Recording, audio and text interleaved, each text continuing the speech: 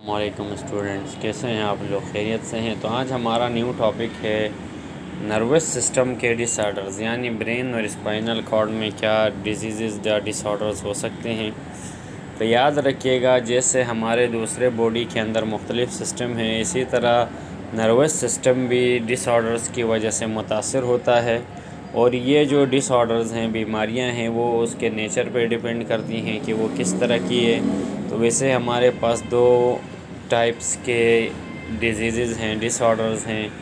ایک کو ویسکولر ڈس آرڈر کہا جاتا ہے یا پیرالائسس جسے ہم کہتے ہیں، اور دوسرا فنکشنل ڈس آرڈر ہے جسے ایپیلیپسی کہتے ہیں۔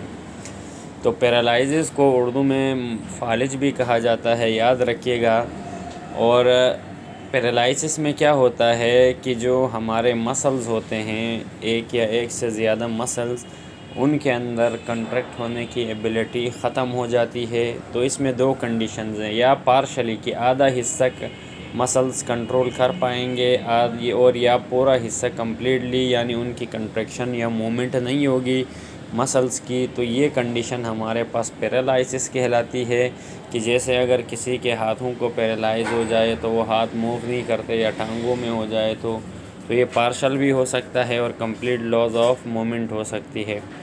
تو اٹ میں کمپنیڈ بائی لاس آف سینسیشن، اور اس میں یعنی سینس کرنے کی حس بھی ختم ہو جاتی ہے، اس میں پین وغیرہ بھی فیل ان کو نہیں ہوتا۔ تو اب پیرالائسس کی سب سے بڑی وجہ ہو سکتی ہے بلیڈنگ، یعنی ہیمریج یا برین کے اندر بلیڈنگ ہو جانا، یعنی کوئی ویسلز کٹ گئی، بلڈ کی نالی جو برین میں تھی، تو اس وجہ سے بھی ہو سکتا ہے۔ دوسرا کہ برین کے کسی خاص پارٹ میں یعنی بلڈ کلاٹ ہوا یا خون جم گیا، تو اس وجہ سے بھی یہ بیماری ہو سکتی ہے۔ اور یا کوئی انجری ہو گئی، کوئی ایکسیڈنٹ ہو گیا، کوئی زلزلہ آ کے برین کو ڈیمیج ہوا، یا اسپائنل کارڈ زخمی ہوا، نروز، تو اس وجہ سے بھی یہ فالج کا اٹیک ہو سکتا ہے۔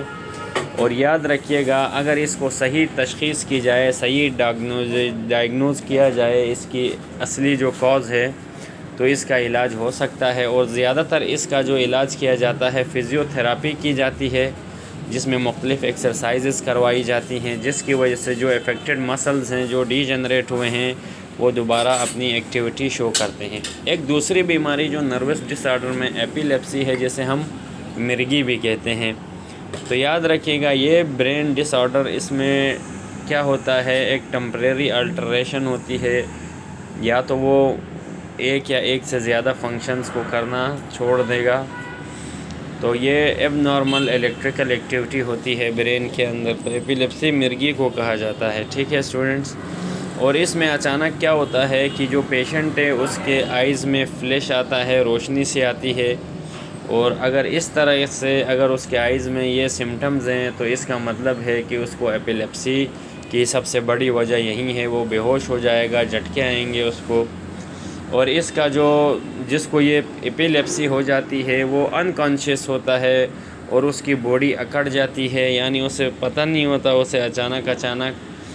اس کو اچانک جھٹکے لگیں گے، انڈر کنٹرولبل، یعنی اسے اپنے اوپر باڈی پہ کنٹرول نہیں ہوگا، اور باڈی میں جھٹکے آئیں گے، جرکس آئیں گے۔ اور یہ جو جھٹکے، یعنی یہ جو ایپیلیپسی ہے، اس کو کم کیا جا سکتا ہے، یا اس کی ٹریٹمنٹ ہم پراپر اس کو ٹیبلٹس وغیرہ دیں گے، اور اس کے ذریعے اس کا علاج کیا جاتا ہے۔ تو اسٹوڈنٹس، آج امید ہے یہ بھی آپ لوگوں کو سمجھ آ گیا ہوگا کہ نروس ڈس آرڈرز کون سے ہیں، اور ان کا علاج کیسے ہوتا ہے، اور ان کے سمٹمز بھی آپ کو سمجھ آ گئے ہوں گے۔